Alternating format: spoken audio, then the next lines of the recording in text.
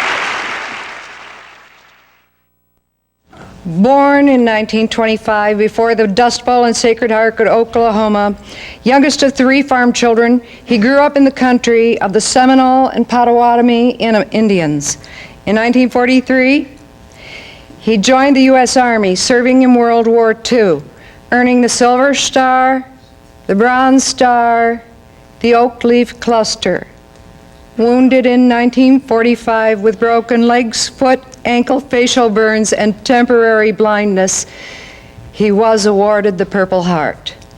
After the war, he attended and graduated from the University of Oklahoma in 1948. That was the same year he married Marie Unsner, to whom he is still married. She is here with us tonight. Ah, there you are, right down there. They have 6 grown children and 10 grandchildren. From 48 to 63, he worked in a variety of journalism positions in Texas, Oklahoma, and New Mexico, from reporter to city editor to UPI political writer and manager to editor for the Santa Fe New Mexican. In 63, he returned to graduate school at the U of New Mexico, joined the journalism faculty in 66, taught until 87, and served as department chair from 76 to 81. The story goes, his wife Marie is the one who told him, "You've always wanted to write a novel. Why don't you quit your job and give it a try?" The years have no gap, so I have no idea what job he quit, if any, and he did write The Blessing Way in 1970. He won the Edgar Allan Poe and the McCavity Awards. He went on to become a 1989 Grand Master of the Mystery Writers of America, 1997 inductee into the Oklahoma Hall of Fame. The French, among the most enthusiastic of his many international fans, awarded him the Grand Prix de Littérature Policière.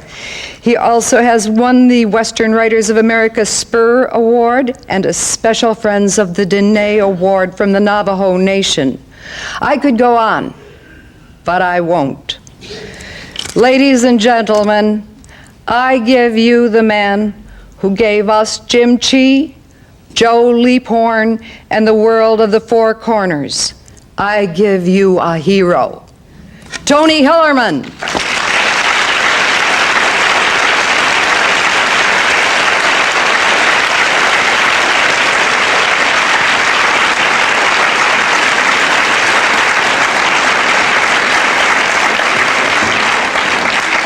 So that's sort of hard to live up to.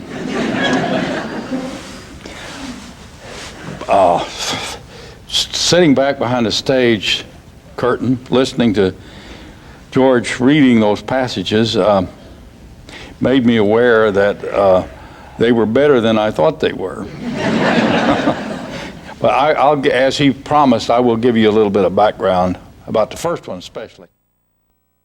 The scene he gave you with Cowboy Dashie and Chee on the Hopi up on Second Mesa is an example of a tendency writers have, if they're trying to make a living writing, of and I think of being sort of like bag ladies.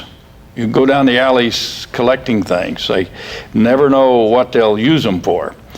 That scene, the old Hopi, his actual name is Taylor Wasry, and I had to go see him because I'd signed a contract with a magazine to do a piece on the Hopi migrations, about which I knew virtually nothing.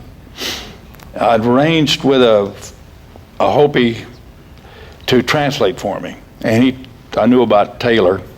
He took me to Taylor's place. You heard George describe it. The albino boy was there. The Hopis have quite a few albinos, kids.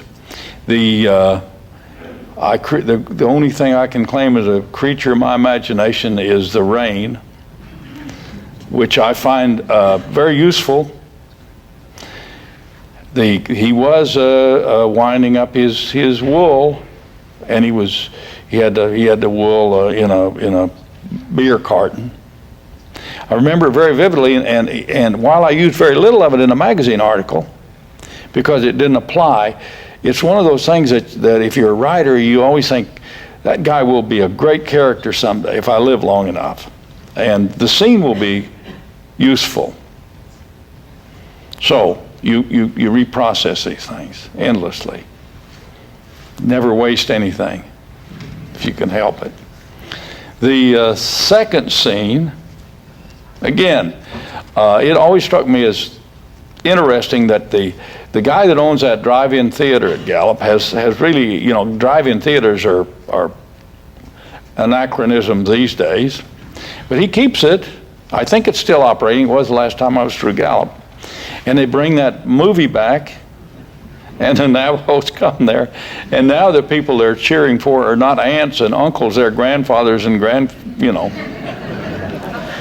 The reason I needed that to get to the purpose of the speech I intended to make, or the talk I intended to make, was that I was in a situation involving another Pueblo, not Hopis, in which Jim Chee had seen an incident happen at a ceremonial, and a crime had been committed.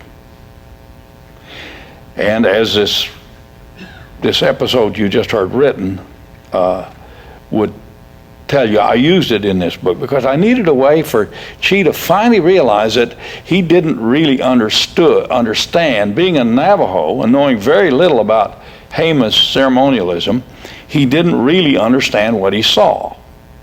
And so when he starts thinking about his Cheyenne, watching Cheyenne Autumn and not understanding what was going on with the Navajos, makes him realize he better find out more about the Jemez people. I didn't call them Jemez in the book.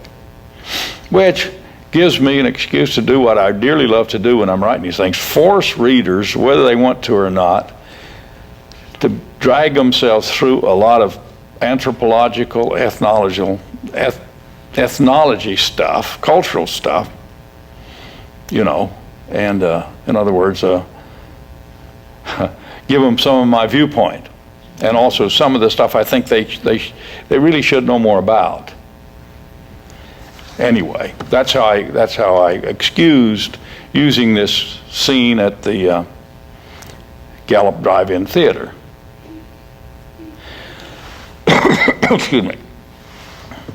I'd planned, however, not to talk about either one of these, but to talk about a book I wrote that really taught me probably more about how one, at least how I had to go about writing these things. I had this great idea for a book. I'd been going back and rereading a lot that's been written about the Navajo origin story, the Navajo's version of Genesis, and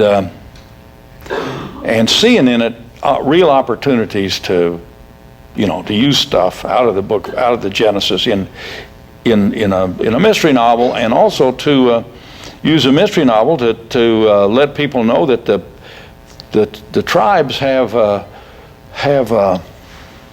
theologies that are at least as complicated as ours, and then many times more complicated. So I was going to two of the important people in the Navajo origin story are twin sons of the Navajo, I'd call her the Navajo Moses, changing woman, who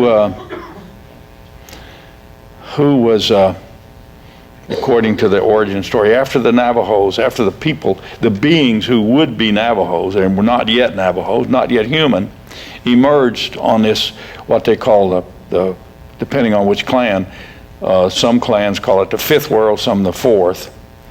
After their emergence, first man and first woman, who weren't really, specifically human, they were abstractions of what would become man and woman, heard a baby crying on top of Huerfano Mesa, which, if you know the Four Corners, you drive right by. Very holy place for the Navajos. Now it's covered with television towers and radio towers from the oil companies that work out there. You wonder what would happen if they put them on the Dome of the Rock or St. Peter's in Rome, but they don't. Anyway, they heard a baby crying. They climb up and they find this infant, and they take her down and raise her, and she becomes Changing Woman. Changing Woman sleeps beside the San Juan River and is visited by the sunlight, and the water, and bears two twin sons.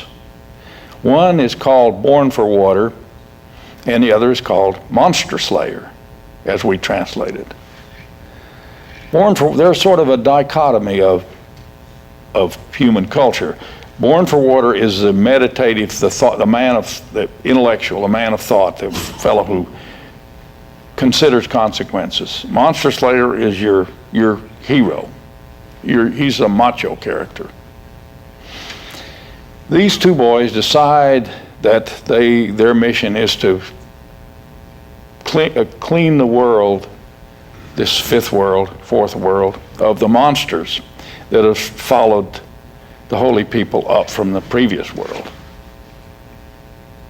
So they find a way to visit the sun, and the sun, there being their father, steal from the sun weapons and return to the earth and begin this great, well, it's much more colorful and creative than the Greek Odysseys story of their travel around the four corners, hunting down and killing in various ways the various monsters, making things better for the Navajo, for their people. They were going to be the Navajos. So I think, great, this just struck me as a wonderful basis for a book. And I was going to create two sons, two boys, twins, right? Why be subtle about it? Two twins, and they were going to be the sons of a runaway father and an alcoholic mother, and raised by their maternal grandfather. One of them was going to finally go to St. Michael's, a Franciscan boarding school.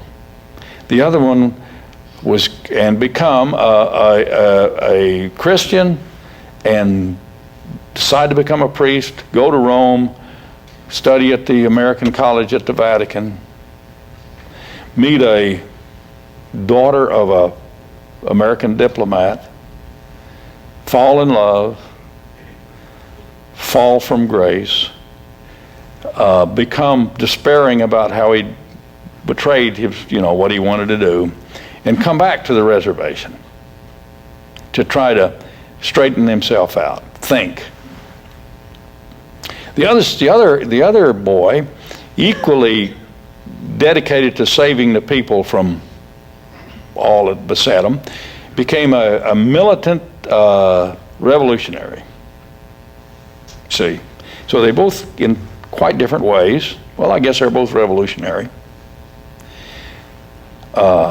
But they were going to have their separate campaigns to do good on the res, or for the people. Okay, now I got to have, I'm writing mysteries, right? It's got to have a crime. And a reason to get Leaphorn and Chi involved. I didn't have Chi yet. Yeah, or did I? No. Chi hadn't come along yet. Got to get Leaphorn involved. I decide the militant he's got this great plot, see, to raise funds for his cause, and he needs a hideout place, and the one he needs very badly is a cave near Lake Powell rather. And his grandfather who raised him knows all about it, but is furiously objecting to what he plans to do. And in the dispute, he kills the old man, which is the ultimate sin for a Navajo, any violence against a relative. Their value system is extremely family and relative oriented. Okay, so there's your crime. Now, I decide I got to have some reservoir of clues that Joe Leaphorn, being a Navajo, will understand, but will be totally just opaque to the city-bred white FBI agents, right? So, I decided, first I decided I'll introduce the guy that's going to be a priest. And I write a really pretty good first chapter set in Rome, relying heavily on National Geographic magazines. But it didn't go anywhere. See, I couldn't think of how to tie it into what I wanted to happen next. So I set it aside. I never throw these things away. I put them in a file. I've got a whole file I label it Perfect First Chapters. If anybody wants a book entitled Perfect Search, I've got it all written already. I write a second perfect first chapter, introducing the militant, and it takes place in along the Potomac, outside near Washington, suburbs or edge of Washington, and again, it was really a lot better chapter, and I cannibalized a lot of it later to use it, but it didn't lead into a book, so it went into the file too. So now I think, okay, I'll introduce a murder victim, and I'll set it up so Lee Pointe will have a source of evidence. The book, I'll call the book The Crystal Gazer. None of you have read a book by me entitled The Crystal Gazer, reason of which I'll explain. So I write my third first chapter. I have my old man, a guy named So. He's sick, feeling bad. He's had this fight, you don't know it, in the first chapter, but he's had this quarrel with his son, with his grandson, and he's depressed, feeling very bad, and he calls in a shaman, crystal gazer, to diagnose his illness and decide what kind of a shaman he should have to cure it. The medicine in the Navajo, traditional Navajos, has two levels. You have diagnosticians who more or less tell you what is wrong with you, and then what kind of sing you need, and then the shaman, who are the expensive ones, more expensive, they set up the ceremonial that will cure you, but restore you to harmony. Okay, so I write this chapter with the old woman interviewing the old man. And I blank a lot of it in because I don't know what kind of clues I need, because I don't know how the book's going to go yet. See? But I established a character. The old man doesn't matter because he's going to be a goner, by the time you get to chapter 2. But I developed the woman, I thought, really well, and the dialogue and the setting and all that. And it was really late at night when I finished it. I was teaching at the time, and I'd been grading papers, and that's enervating. And besides, when you get tired, the grade level falls. So I went to bed, feeling fairly good, and I was thinking about it while I was trying to go to sleep, and I thought, I graded it very well, except it had one fatal flaw. It was dull, boring, see? Which is a serious flaw in the first chapter if you're writing mysteries. So I set it aside, and I couldn't think what to do about it. Finally, I decided I'd have the murder committed in the first chapter. The murderer would appear at this scene, and he would bump off the old man. And then I think, but why would he not bump off the witness? See, if he bumps off both of them, I don't have the witness for Jim Chi, for Lee Pointe to interview, right? So it's whole pointless. If he doesn't bump off the shaman, just the old man, she goes home and tells the sheriff, and it's a short story. No mystery. So I'm sorting through my baggage cart of odds and ends to remember that might be useful in a story. I remember the Navajos have a very bad level of glaucoma. Useful glaucoma if you're writing fiction. So I decided I'll make the old lady blind. See why I had changed the title from Crystal Gazer to Listening Woman? And there's three, to my knowledge, there may be more, but there are three kinds of these diagnostic shaman. One of them is a crystal gazer, one of them is a listener, and the other is the hand tremblers. And they all involve pretty much the same thing, knowing what's involved and going into a shamanistic trance. So I decided to make her a listener. Now I got to add another character in the scene because she's got to have a driver. You know, so we have a Chinle high schooler, let's see, Many Farms high school girl who's her niece and is going to, you know, studying to be a shaman. They learn it by internships. And she's driven the old lady out there. Okay. So I rewrite it, and then I thought I had a pretty good one. The girl has to take when the listener gets all the information she needs. Her niece takes her over to down a goat trail over to a little cul-de-sac in the mesa wall there, where she can have some quiet, and she goes into her trance and listens, and I show you the time passing by the shadow moving, you know, down. So all those devices we use fills up space.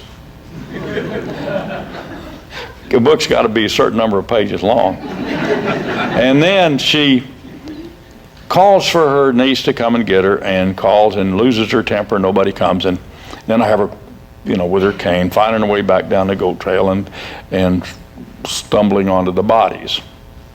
Now that's, you know, now I've got a good first chapter, 2 bodies in it. Okay. I tried to outline. This was where I learned that I cannot outline, and I don't want to ever try to outline one again. Although it seems logical, you should have to outline a book if you're going to write it. If you're going to spend a year working on a project, you should know how it's going to have some notion of where you're going with it. And I do have some notion usually when I start. Anyway, now my outline, I'd gotten 3 chapters outlined. In the second chapter, I was going to have Leaphorn. The murder had been committed. You didn't see it, see. You just knew that it had happened. And now a month or so has passed. And I've got Leaphorn staked out, watching for speeders on the endless road between Granada and Tuba City or someplace, I forget where. I think, you know, he's watching for speeders and thinking his thoughts. And I had about page and a half into it, I thought, boy, this is dreadfully dull. You know, nothing's happening. So this changed the book. Several things are changing this book, but this is how it's happened. I think I'll have him have arrested somebody, and they're in the car with him. See, some young, and I said, will be some kid had been arrested for stealing sheep, and they locked him up in Tuba City, and he got out of the jail, and he ran away, and Leaphorn has caught him again. Now he's taking him back to jail, and they're chatting. See, which gives us a kind of a, you know, conversation. Things going on. They're kidding back and forth. And here comes the speeder, see? Now when Leaphorn stops the speeder, and he does it the easy way. Instead of chasing him, he pulls down by the road and parks and lets the guy get there, because out there you can see about a million miles. And then when the guy's coming up the hill behind him, he turns on his blinker light, and the guy stops behind him. Okay, I have Leaphorn get out of the car. He's got this young man sitting in the front seat with handcuffs on. Leaphorn walks back toward the stopped car, and he can see the man's face in his blinker lights reflecting off the glass. And I described the guy. This is going to be the villain, Gruesome George. And I think, well, I got to have we won't know his name probably for several chapters. I got to give him a nickname. So I put gold rim glasses on him. So he becomes Gold Rim. And then I just bought my first computer, a Radio Shack Trash 80. Well named. And I was delighted with that delete button. After years of Xing over stuff and, you know, and marking stuff out, this was just a wonderful invention. So instead of just, I was tired, I was going to go to bed. I didn't know much what was going to happen next. I just added a line. I said, from the back seat, another face. And I described, I forget exactly how, but kind of a grotesque looking face, and shut off the machine and went to bed. Final exam times, it sits there for 2 or 3 weeks. Come back to it and turn on the machine, call it up, and there's that incongruous, who in the world would be sitting in the back seat of a, you know, 4-door sedan? So I start to delete, and I thought, I'll leave it in there. Maybe I'll make it a dog. The guy has to have a biography, you know, and I'll make him, he's been working at a animal shelter training place in Washington, and he's decided he better get on with his anarchy. And so he steals the owner's car and the owner's dog, both, the owner's guard dog. And I think if I don't need the dog, I'll delete him, you know, with no complaints from the Humane Society. They won't even know what happened. But as the book developed, in the very next, some of you may have read it, it became renamed The Listening Woman. You'll wonder how I could have written a book without the dog.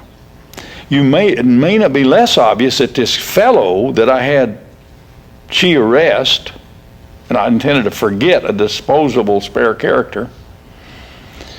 Later in the book, she has a problem of finding the listening woman.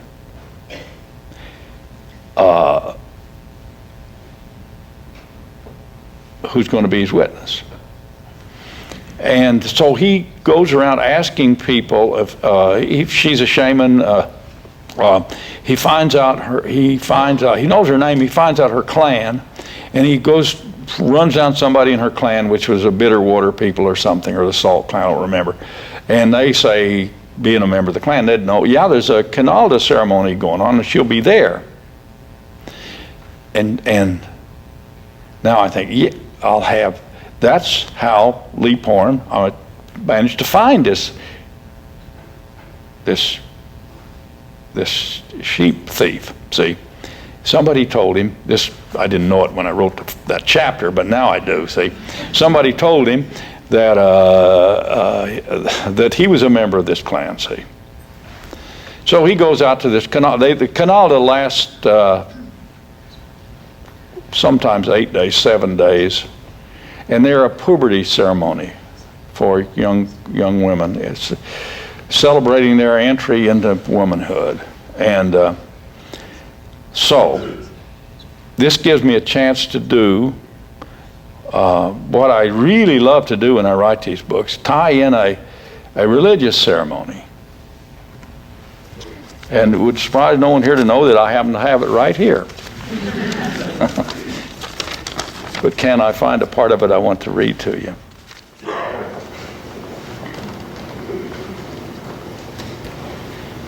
By the way, it takes a very courageous man to read following Jordan. You're going to see why Talking Books uses him instead of having to read him.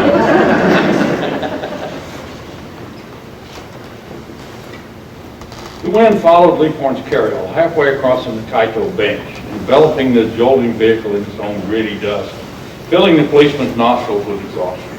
Hot. Promise of rain had faded as he went, as the west wind raveled away the thunderheads. Now the sky was blank blue. The road angled toward the crest of the ridge, growing rockier as it neared the top. Lee Porn downshifted. He drove across the ridge line, blind for a moment. Then, with a shift in the wind, the dust cleared, and he saw the place of Alice Endeshi, which happens to be the name of the guy, the kid you met in the second paragraph. I mean Alice, not Alice, but Endeshi. The land sloped northward now into Utah, vast, empty, and treeless. In Leaphorn, the Navajo sensitivity to land and landscape was fine-tuned. Normally, he saw beauty in such blue haze distance, but today he saw only poverty, sparse, stony grassland, ruined by overgrazing, and now grazed to death. Well, I'm going to skip some. Well, maybe not. He shifted his carry-on back in the third gear as the track filled its light, and inspected the place, the end of sheep place, down the slope. There was a square planked summer hogan with its tar paper roof providing a spot of red in the landscape, and beyond it a winter hogan of creosote, of stone, and a pole arbor, see? Roofed with sage and creosote, and 2 corrals, and an older hogan built carefully to the prescriptions of the holy people and used for all things sacred and ceremonial. Scattered among the buildings, Leaphorn counted 7 pickups, a battered green Mustang, a flatbed truck, and 2 wagons. The scene hadn't changed since you'd come here to find Emerson at City when the Canalda had only started. And the Endashi girl had been having her hair washed in yucca cells by her aunts as the first step of the great ritual blessing. Now the ceremonial would be at its climactic stage. People were coming out of medicine hall, some of them watching his approaching vehicle, but most standing in milling clusters around the doorway. Then from the cluster, a girl abruptly emerged, running. She ran, pursued by the wind, and a half-dozen younger children across an expanse of sagebrush. She set the easy pace of those who know they have a great distance to go. She wore the long skirt, the long sleeve blouse, and the heavy silver jewelry of a traditional Navajo woman. But she ran with the easy grace of a child who had not yet forgotten how to race her shadow. I'm going to skip some more here. For this Endashi girl, this would be the third race of the day, and the third day of such racing. Changing woman taught that the longer a girl runs at her Canalda, the longer she lives a healthy life. But by the third day, muscles would be sore and the return would be early. Leaphorn shifted back into gear while the girl was gone. While the girl was gone, the family would re-enter the hogan to sing the racing song. The same prayer the holy people had chanted at the menstruation ceremony when White Shell Girl became Changing Woman. Then there would be a pause while the women baked the great ceremonial cake to be eaten tonight. The pause would give Leaphorn his chance to approach and cross-examine, listening. Okay, now, I get through this chapter. 2 or 3 chapters later, I've got another thought. The part of this plot turns on a helicopter, or as I call them, heliocopters. This is why people would prefer George, which has simply disappeared and is last seen around Lake Powell, like in that area, and nobody knows what happened to it.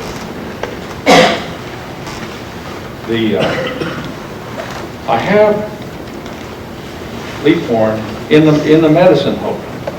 We're still at the canal.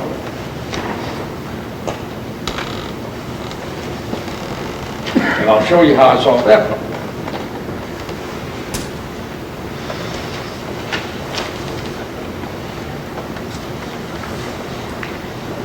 They're baking the cake. They bake it in an outdoor pit. The fire was blazing all across the fire pit now, and there was a sudden outburst of shouting and more laughter from those waiting around the hogan. The girl was coming, running across the sagebrush flat, ahead of a straggling line. One of the Endashis was hanging a blanket across the hogan doorway, signifying that the ceremony would be resumed inside. So now, take him. Inside, a big man sat against the hogan wall and sang with his eyes closed, the voice rising and falling and changing cadence in a pattern as old as the people. White shell girl, she is preparing her. With white shell moccasins, she is preparing her. With white shell leggings, she is preparing her. with jewelry of white shells she is preparing. The big man sat to Lee Pointe's left, his legs folded in front of him among the men who lined the south side of the hogan. Across from them, the women sat. The Hogan floor had been cleared. A small pile of earth covered the fire pit under the smoke hole in the center. A blanket was spread against the west wall, and on it were arranged the hard goods brought to the affair to be blessed by the beauty it would generate. Beside the blanket, one of the aunts of Eileen Endesheet was giving the girl's hair its ceremonial brushing. She was a pretty girl, her face pale and fatigued now, but also somehow serene. And I'll give you some more of the ceremonial song.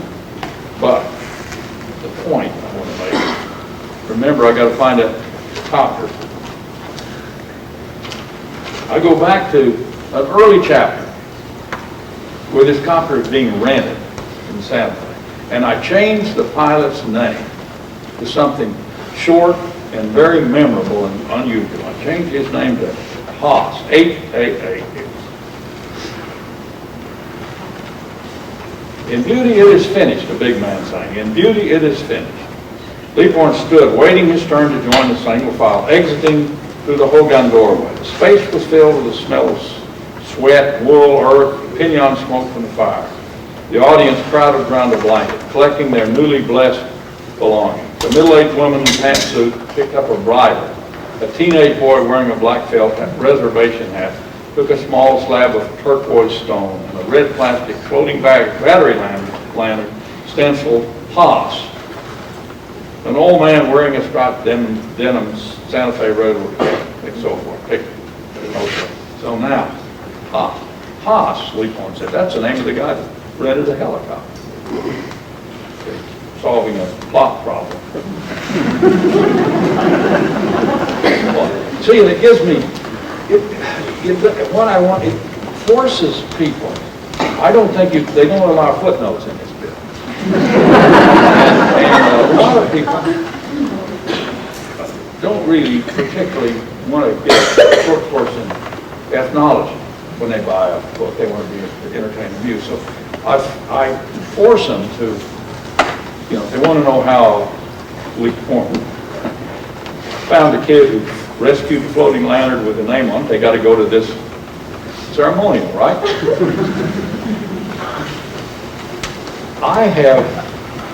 George mentioned he didn't read this.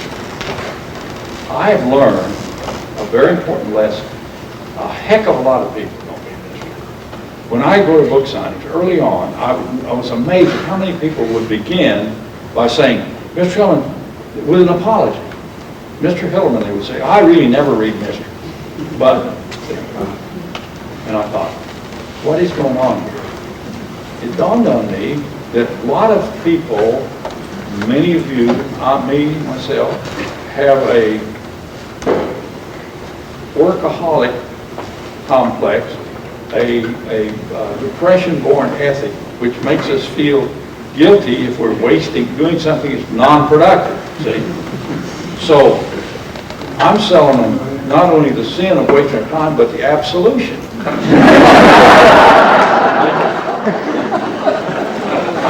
Feel like they've educated themselves. And I think probably I forgot to change my watch. And I have the vaguest idea of what time it is or how long I'm supposed to talk. But I know we have a question and answer period that George and I need to both take part in, I think. So my inclination is to think my wife once told me she had never ever heard anybody complain about a speech being too long. So why don't we stop now and begin questions and answers, if anyone would like to.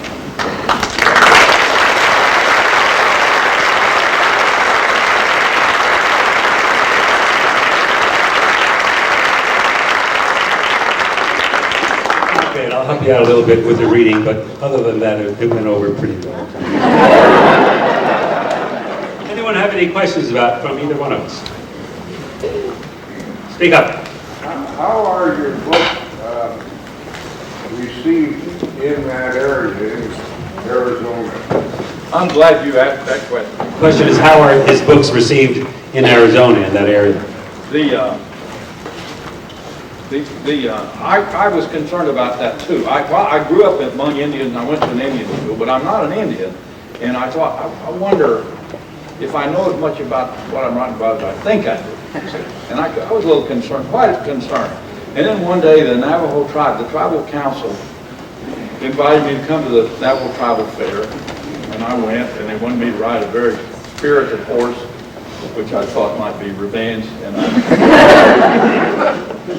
But they gave me a plaque which declares me to be a special friend of the Dene for my accurate and sensitive depiction of the traditional Navajo culture.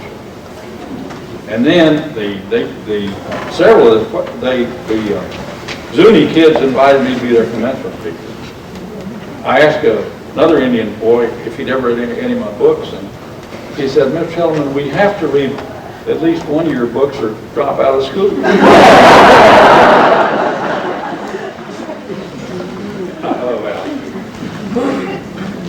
Yes. Mr. Guidall, how do you handle, as you're reading a book, how do you handle it when you turn the page? By any of us, as we turn the page, we have to pause. It's a trade secret. I'm sure if I give you that secret, I don't want any competition. The secret is, I've found out over the years that if I find any sibilance, like an F or an S, if I go, "He went far," you don't hear it because it's the same sound as the page. It makes a sound. So if I say, "He said sincerely," you won't hear it. So I look for my finger is already on the page, ready to turn the book. And when I hit that F or an S, I do the flip and you don't hear it. Sometimes it does get through and I have to stop and redo it. But that's the simplest secret of that. Anyone else?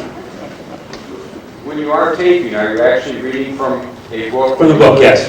Right. Some readers take from copies, Xerox copies of it. I don't feel comfortable with that. The book is the author's thing.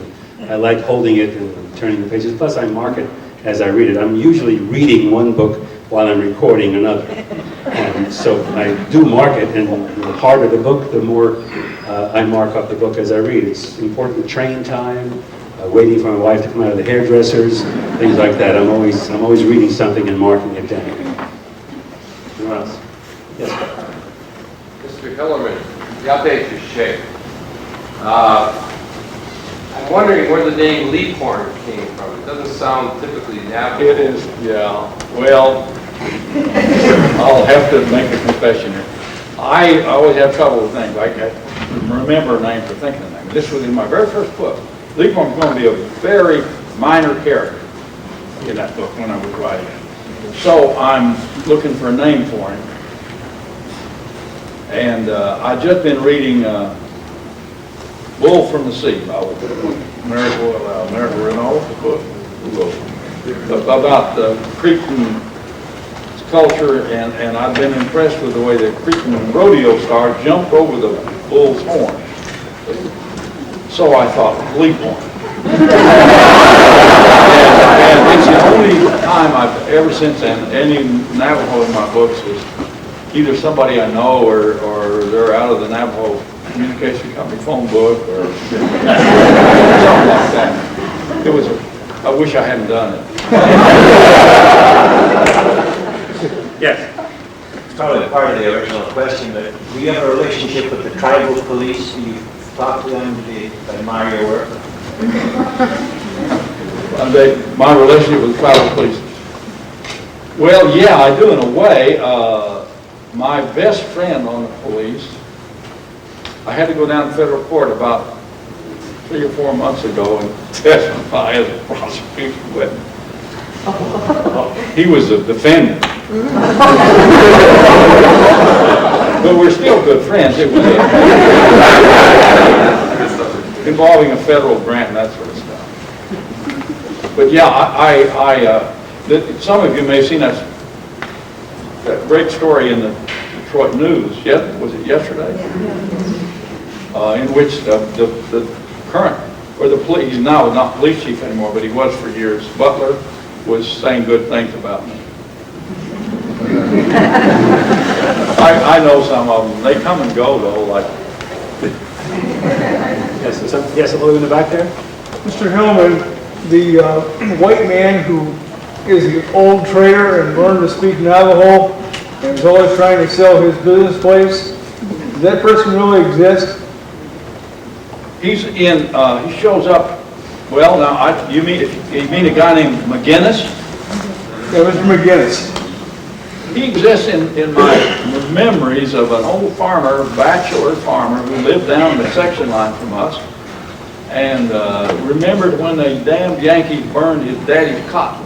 He was a real cantankerous guy, and he just like McGinnis, he bought all the raunchy magazines that my mother wouldn't allow in the house, all the, true police magazines and stuff, and you could go down there and read them in his.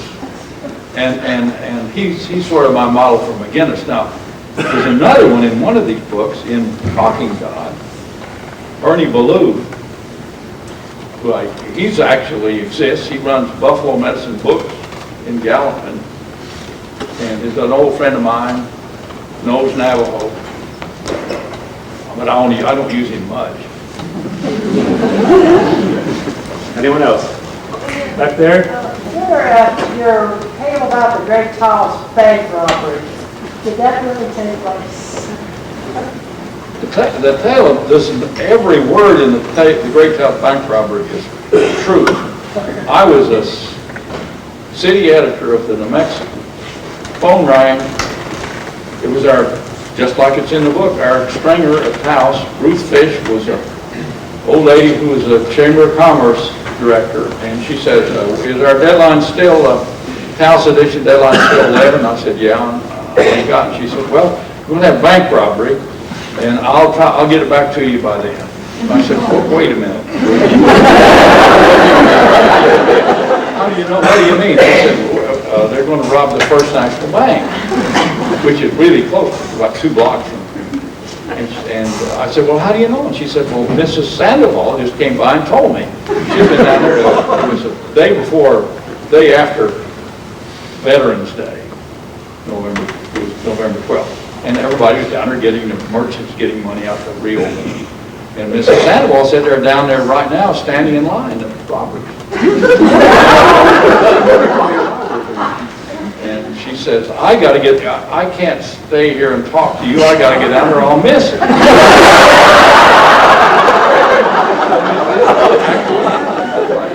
Of course, they didn't actually rob the bank, but they intended to. And of course, the FBI got involved in large numbers. Spent 3 days messing around up in Taos. Finally, they came up and gave themselves in to the sheriff.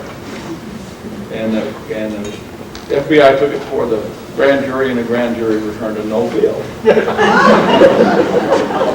even though they shot at a couple of guys.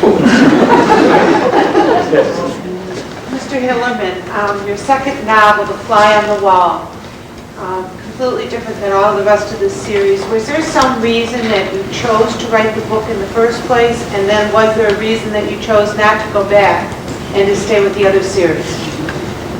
I wrote it because that was going to be my big book. And I wrote a mystery. I was going to write a mystery to see if I could go the distance.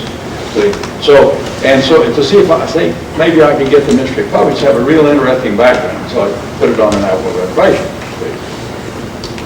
And then when I got it published, proving I could actually, write that long a book, then I got back to the one I really wanted to write, which was The Fly on the Wall, which didn't do nearly as well, but still in print. It's a journalist like. Nobody else understands what I'm writing about. That was the story. And then I figured I ought to go back to Navajo and try to do it better. And the first book wasn't very good in any way. I'm back there. Mr. Hillerman, I just want to say that I want to thank you for reintroducing the Navajo tribe to the nation, the United States, and I want to correct you on the pronunciation of Canaldi. Correct him, not me.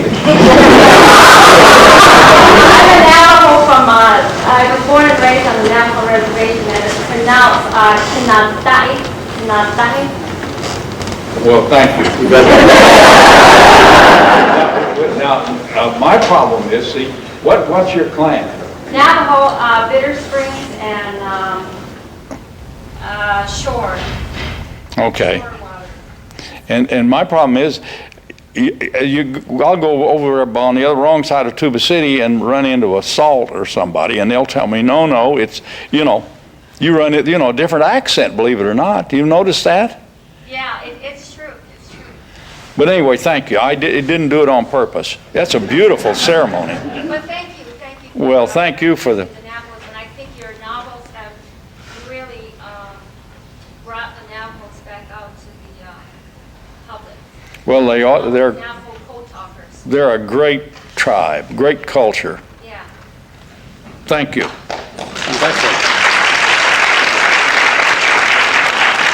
The man in the black sweater had his hand up. Right? Mr. Guidall, can you tell us a little bit about how you prepare for the different characters you use and the voices that you come up with and get into the characters in the different books? Thank you. Sure.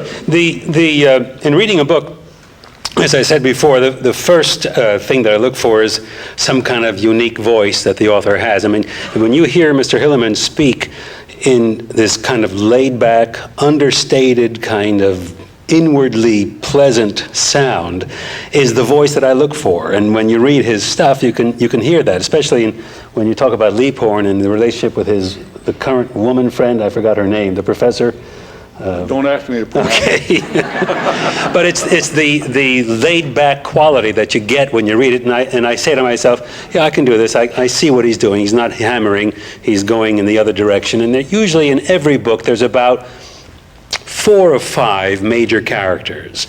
And those 4 or 5 get very specific places in the palette, in the back of the head. The other people that appear in very short scenes, I can play around with more. I can go closer to the edge, as it were. These 4 people have to be important to the listener so that they can tell the difference. If these 4 people are in a scene together, I have to make it clear who's talking. Usually it works. So they have to be true to character. Usually I take it from a physical description. Sometimes, which is one of the reasons I pre-read a book, the author will describe the character's voice halfway through the book. And that happened to me.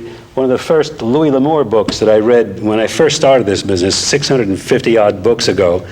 I was young and arrogant, and now I'm not young anymore. But there was an easy book. It was a Western, and I said to myself, hey, this is a breeze. I don't need to look up any words. There's no big words. I can do this. And I didn't even bother reading it. And at the end of this book, the hero gets shot. And his sweetheart kneels down and says, "Oh, I will never hear that nasal twang again." I learned a very fast lesson. I had to redo the whole book. I had to go back through the whole book because, of course, I didn't know that. I gave him a hero's voice, like that. And then I had to go back and talk like that, or this is a little different. So yes, that's the kind of preparation. Sometimes, we had recorded books, spend a lot of time on research when there is a need for it. And so often, for instance, now I'm reading a book called American Gods, which will be coming out shortly, with a slew of gods, demons, leprechauns, pixies, fairies, and other otherworldly beings, some of which I've never heard, of course, and we have somebody looking up all those words. The other thing, when I did Swans, in Swan's Way, the Marcel Proust, the engineer that I worked with was a PhD in French. And he had the French of Proust in one book, and he had the translation on the other side, and we went that way. So, there is a lot of preparation that goes on, and the characters are given to me through the author. Many times I don't decide until I'm in the studio. I know the basic 3 or 4 characters that I'm going to dealing with. When they hit me in the studio, I go with whatever creative impulse hits me. Sometimes the engineer stops me and says, "You're over the top, George, go back." Sometimes not, and usually it works. Anybody else? Yes? On an average, say you're reading a 15-hour tape, how long would it perhaps take you? I do. From the very beginning to you. My recording sessions, most recording sessions are 3-hour sessions. Out of a 3-hour session, you'll get about an hour and a half of recorded time. if you're good. A lot of narrators do less. I am lucky, and I do a lot of work for recorded books. I do 6-hour sessions 3 days a week. Out of that 6 hours, I will get about 3 hours worth of recorded time. Now, as long as a book is, this is as long as it takes me. It's the bigger the book, the longer it goes. But it's still the same amount of time put in. Small books get done quickly. Large books get done slowly. If the book is one that does not appeal to me, if it makes me mad, if I start thinking about what is happening to the literary standards in this country, the book will take longer because I'll spend a lot of time getting angry. So I have to stop recording, go out and have a cup of coffee, and then come back. Books like In Swan's Way or Crime and Punishment or Frankenstein or Snow Falling on Cedars, books that are really well done pieces of literature, I don't ever want to leave the studio. I just go on. The engineer is the one that has to stop me and say, hey, wait a minute, let's take a break. Because it involves you as a performer in a way that other books can't. So the time factor is irrelevant as long as it takes. That's how we do it. Occurs to me that this gives me a perfect opportunity before witnesses to give you my permission, formally and officially, to correct any sloppy spots you run into. You've all heard that now. Thank you. Anyone else? Yes, you had your hand up? Mr. Hillerman, I was curious, the apparent ineptness of the FBI agents in your story. Is this a story feature, or have you found that they're actually that well, it's kind of maybe a little of both. I start my first job in the newspaper business was a police reporter, and I covered a young sheriff I really admired, and I remember he was involved in a bank robbery, and he told me as he left, I got to get this guy in a hurry before the FBI gets involved. And I wondered what he meant. But then at book signings, down through the years, I've run into a terrific number of cops who read my books. And for a long time I'd ask them, what do you think, am I too rough on the FBI? And I found that generally, almost always, they'd say, oh, let me tell you about the FBI. And partly I think it's because they're aware, one of the FBI's job is looking out for corruption in law enforcement. You know, that's probably a little bit of it. Part of it is because, as one of them told me, one of them had been to FBI Academy for a training course, and I asked him how that was. He said, well, first you got to get through the first course they teach him to be an FBI agent is what they call Arrogance 102. and then you get all these litanies of cases that the FBI screwed up. The former chief at San Jose told me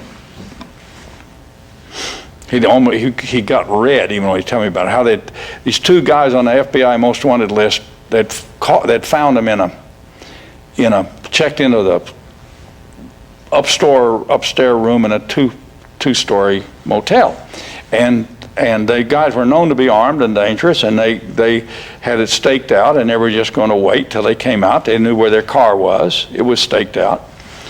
When they came out and started to get in their car, they were going to grab them. See, which sounds sensible to me. But he said, somebody told the FBI. Here they came, he said, those black Fords they all drive, roaring up. Well, how did we know they were the most wanted guys? How did we know the right people then? And we said, we told them how we knew it. Well, they weren't sure. Then one of the FBI agents was a young woman. They'll send Alice up there, and she'll pretend she's selling subscriptions or whatever, and she'll get a look at them. So Alice rings the doorbell up on the second floor, and they grab her and drag her in the room. Now they got a hostage. Well, when it was all over, Alice was dead. Two of the San Jose cops were badly wounded, and one of the suspects was dead. And he said, I don't think they are ill-intentioned. He said, but these guys they're lawyers and they're accountants. And they send them into a place where they don't know anybody. They don't know who the tipsters are. They don't know who you can count on. And then they take over these cases, they're just not ready for it. But they think they are. I got that attitude. So my police, being the kind of police have to work a lot with the FBI, Lee Pointe gets along better with them. But she has a kind of a typical working cop's resentment of the FBI. I mean, I try to make it typical. I try to make it seem realistic. So I got, only experience I ever had with him was I tipped him off once about a colonel in the Air Force who was taking bribes from trucking company people for letting them bid on moving, furniture moving stuff when they were transferring people. And the reason I was sure they did because an idiot was taking their checks. And 3 of these trucking company guys had checks made out to him. And I went to the FBI agent in charge and told him about it. I said, all I want in return is when you break this thing, when you make this arrest, I want to be tipped off so I get the story first. Nothing happened. I waited a week. I called the guys that had the checks, said the FBI showed up. Nope. A month later, nothing. I thought, well, maybe they were busy. I just recorded a book in which one of the characters says, how do you know that the CIA or the FBI was not involved in the Kennedy assassination? And the answer was, he's dead, isn't he? Anyone else? We'll just cut it short. Maybe one more left? Yes, in the back. Mr. Hillerman, is there another book coming soon? I put a book in a FedEx package Friday, and sent it off to HarperCollins, and they tell me they're going to publish it in October. It's a memoir about how I won World War II, and, all this stuff.